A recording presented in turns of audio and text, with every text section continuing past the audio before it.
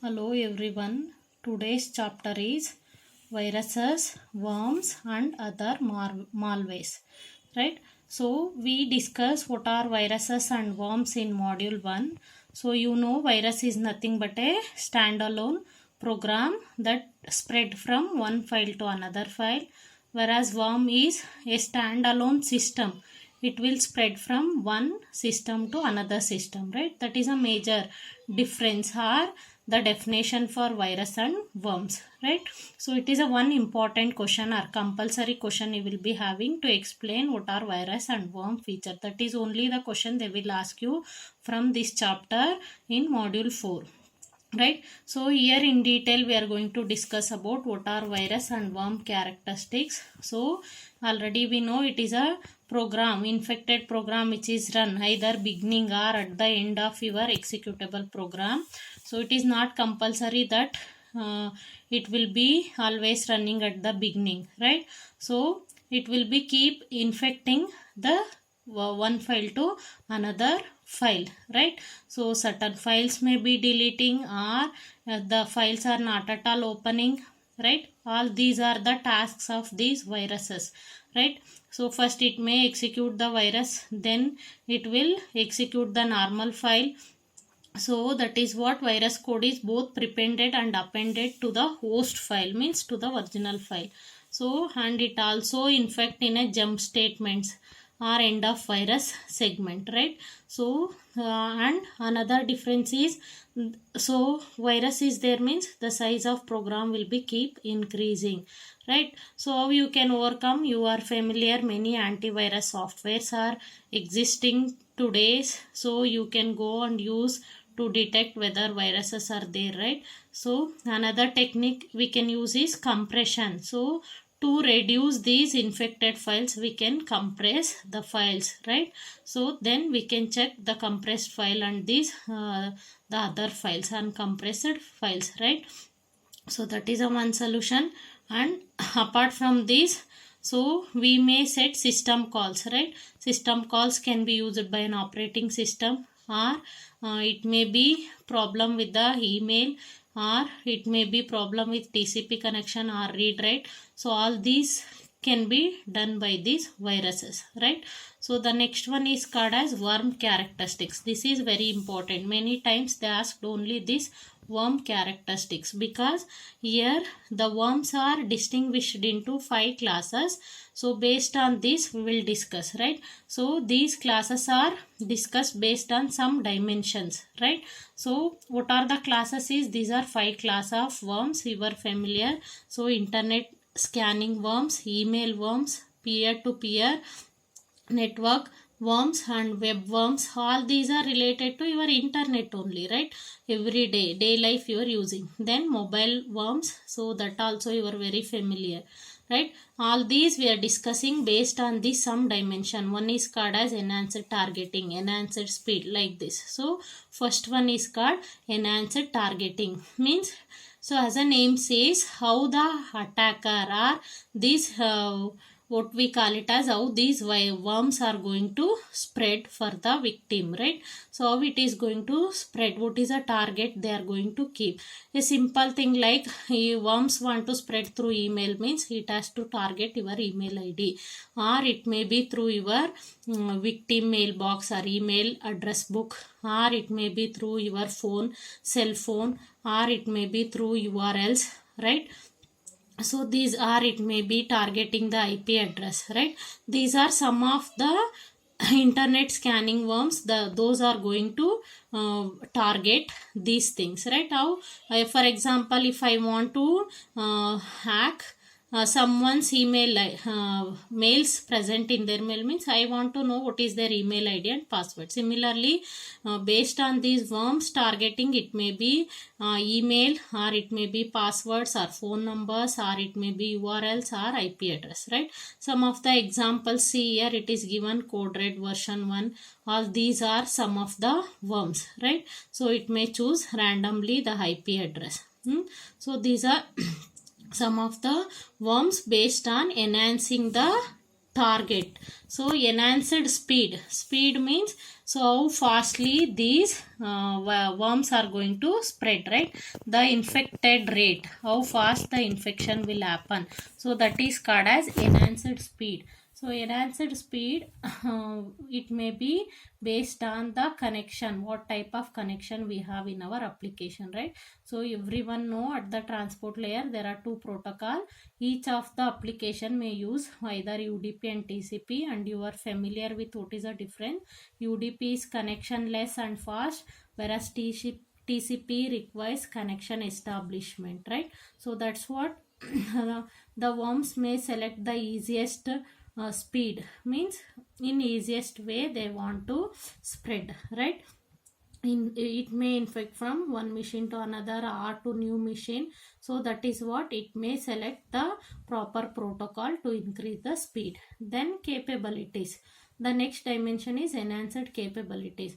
Capabilities mean what are the different situations or different kind of applications it is going to make a problem, right? So it may be pattern of bits, or it may be in a assembly language code, or it appears in all instances, like it may be high level language or low level language, or it may be with this assembly language. So it may use for this capability. So one important thing is we can go for encryption where we want to reduce a worms, right? One example is given here, so it will be difference, right? The assembly code version 1 and version 2 is written for some pseudo code, so it may be different, means how the worm can spread in this type of version or this type of version. So that is what one example of polymorphic assembly language version. So how this is going to spread, right? So how the worms can spread in this type of assembly code, that is a one example for this dimension called as what is called enhanced capabilities, right? So it can add it for any type of code. Then another one is called destructive power.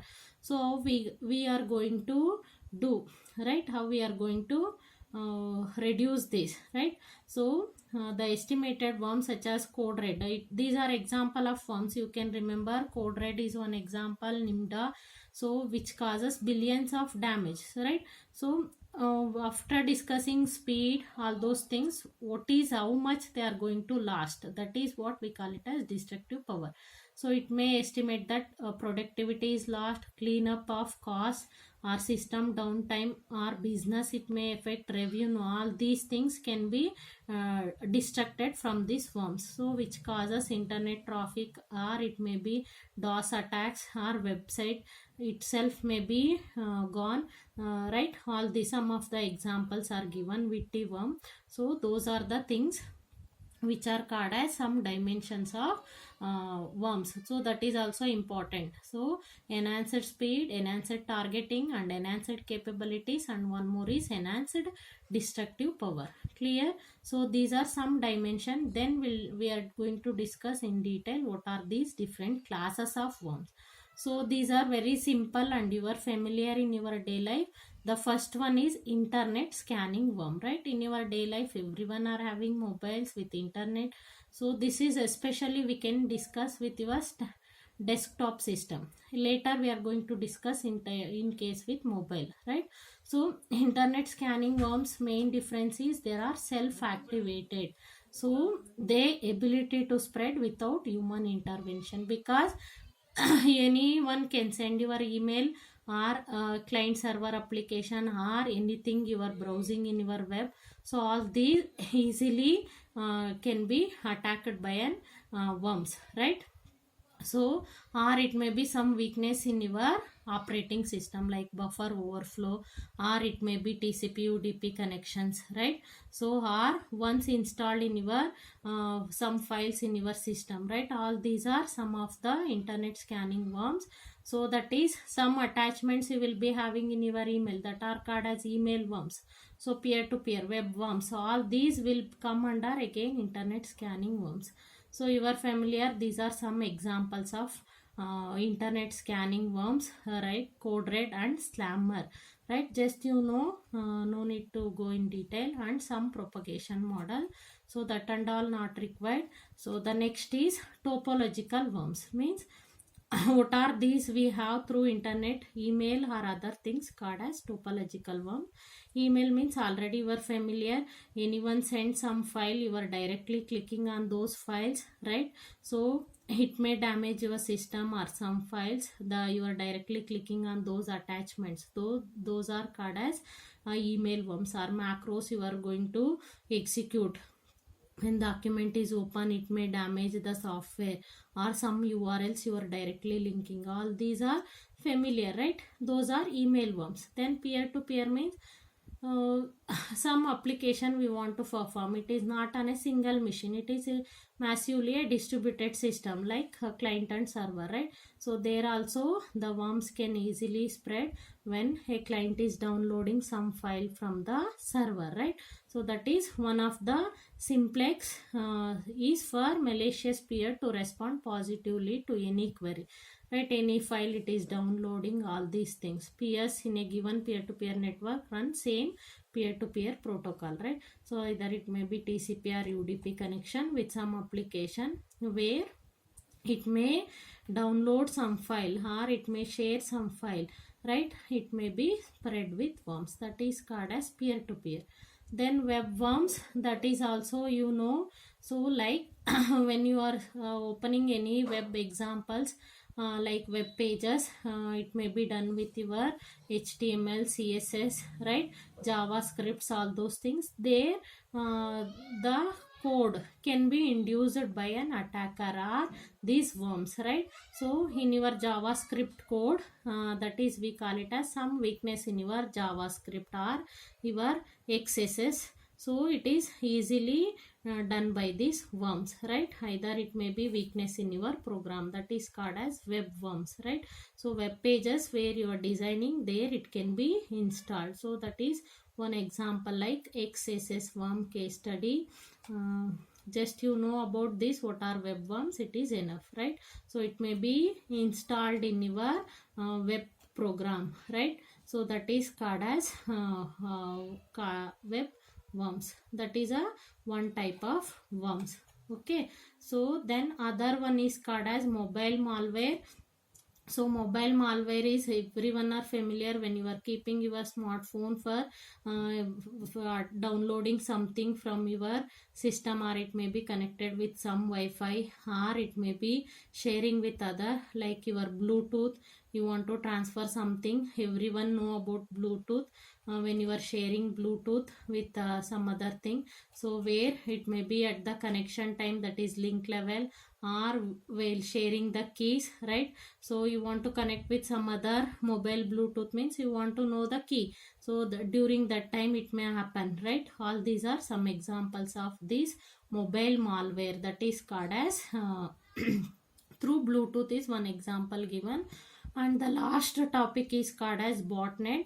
Botnet is an army of compromised computers or bot connected to the internet and remotely controlled by bootmaster, right? That is botnets. So these are a collection of zombies, means those the process which does not have a parent, right?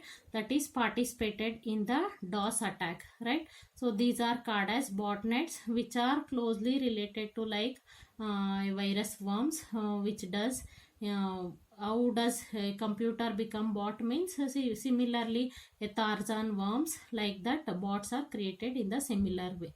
Okay, so this is one example for botnet called as Storm botnet. Okay, so this is almost similar to what is called as viruses and worms. Okay, this is about the chapter called as viruses, worms and malware. The important question you are going to get about what are the characteristics of viruses and worms. Other things also you can easily explain. Okay, thank you.